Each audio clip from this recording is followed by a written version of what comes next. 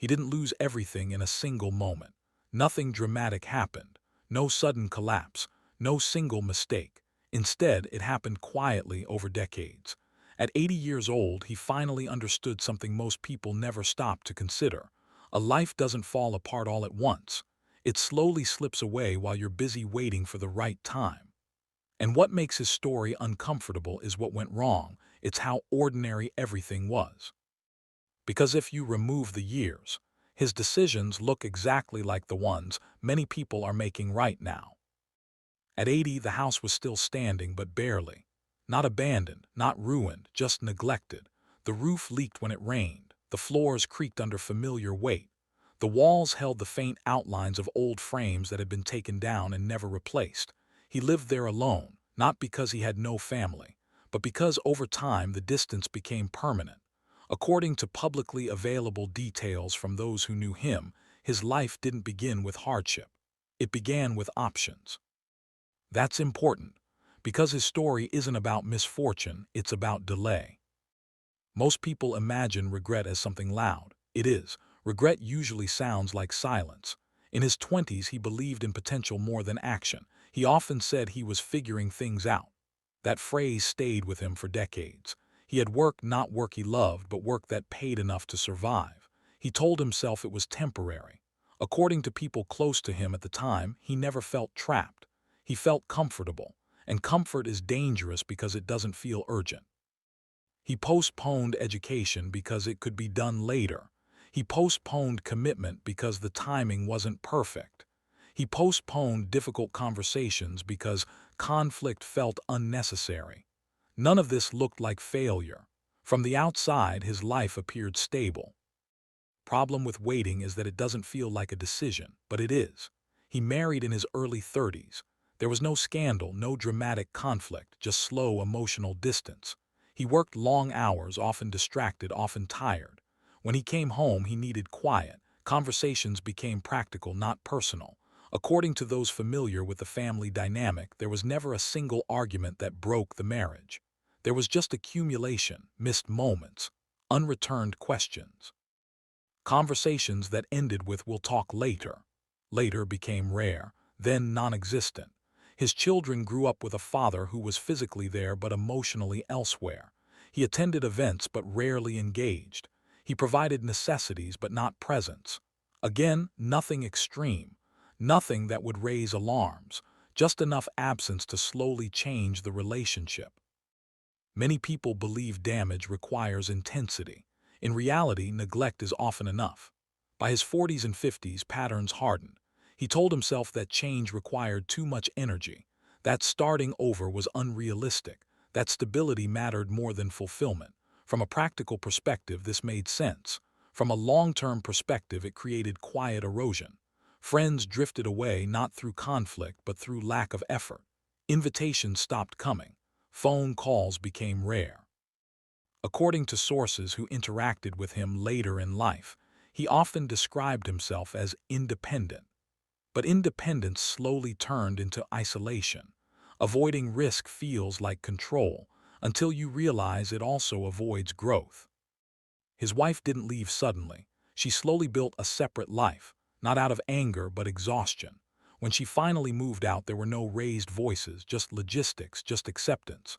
His children stayed in contact at first, calls on holidays, short visits.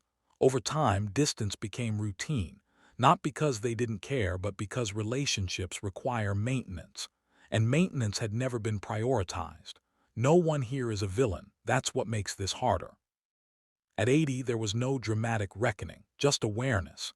His health declined as expected at that age. According to general medical understanding, mobility issues, fatigue, and chronic discomfort are common in later life. What surprised him wasn't physical limitation. It was emotional inventory. He began reviewing his life not through major events but through missed opportunities. Moments where a small effort could have changed direction. A conversation he avoided. A risk he declined. A habit he never questioned. Insight is valuable, but timing matters. The house became a mirror. Every unrepaired crack represented something postponed. Every unused room echoed relationships that faded. He didn't hate his life. That was the most difficult part. There was no clear enemy, no single mistake to blame, just years of choosing what felt easiest in the moment. A wasted life doesn't always look wasted. Sometimes it looks normal. By the end, he reached a conclusion that wasn't dramatic, just honest. Life doesn't demand perfection, but it does require participation. Waiting, avoiding, postponing, these are choices even when they don't feel like ones. And time doesn't negotiate. After that realization, nothing externally changed. That's the uncomfortable truth. There was no late redemption arc, no sudden transformation. At 80, time didn't offer reinvention, only clarity. He still woke up in the same house, still walked the same rooms, still sat in the same chair by the window in the late afternoon, watching light fade across walls that had seen entire decades pass without comment. But internally something shifted. Not hope, not despair, just understanding. He began noticing patterns he had ignored for years. How every chapter of his life followed the same logic, delay disguised as patience, avoidance disguised as calm, safety disguised as wisdom. None of these choices felt wrong when he made them. That's the danger. Regret rarely comes from obvious mistakes. It comes from reasonable decisions repeated too long. He remembered moments that once felt insignificant. A phone call he didn't return because he was tired. A weekend he chose rest over connection. A conversation he postponed because it felt uncomfortable. Each decision made sense in isolation. Together, they formed a life defined by absence. He realized that nothing had ever stopped him. No force had blocked the path. He simply never walked it. The most unsettling thought wasn't what he failed to do, it was how often he told himself he still had time. Time became his default excuse, not spoken aloud but assumed. There would be another chance, another moment, another version of himself who would be more ready, more confident, more certain. That version never arrived, because readiness isn't something time delivers, it's something action creates.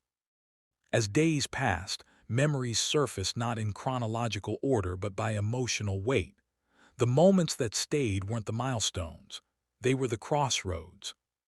Points where effort was required, where discomfort could have led somewhere new.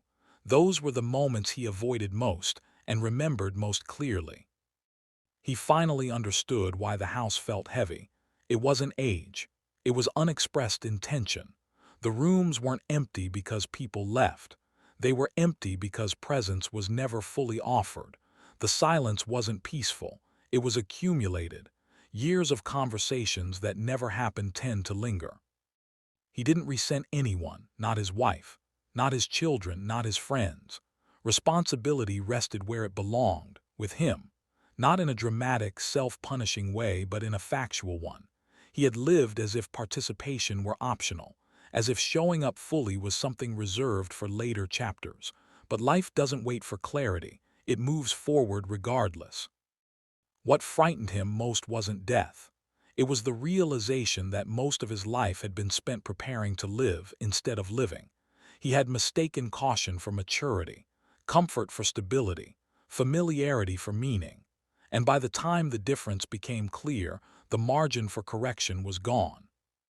If his story has a warning, it isn't loud. It doesn't shout urgency. It whispers something far more unsettling. The most dangerous life isn't chaotic, it's postponed. A life can end long before it's over, not through tragedy, through delay. And the truth he wished he had understood earlier was simple. Time doesn't require you to fail. It only requires you to wait long enough. In his final months, he stopped searching for meaning in the future. There was no future left to plan for. Instead, he began observing the present with an honesty he had avoided his entire life. Small things became louder. The sound of footsteps in an empty hallway. The weight of untouched objects. The way evening arrived earlier than it used to. None of it was tragic on its own. Together, it formed a quiet conclusion. He wondered how many people were living exactly as he once did, convinced they were being reasonable, patient, responsible. He saw now how easy it is to confuse delay with wisdom, how society rewards stability but rarely questions what it costs. He had been praised for being dependable, calm, low maintenance. No one ever told him that those traits, when taken too far, slowly erase a person. There was a strange peace in finally telling himself the truth. Not relief, clarity. He understood that life doesn't punish hesitation immediately. It lets it accumulate, slowly, invisibly, until one day the weight becomes permanent. If he could speak to his younger self, he wouldn't give advice about success or happiness. He would say something simpler: do not wait to feel ready. Readiness is a myth created by fear. Participation is the only cure. Say the uncomfortable thing. Take the imperfect step. Choose presence over convenience. Not later. Now. Because the real tragedy isn't failure. It's living carefully enough to avoid it and quietly missing everything else.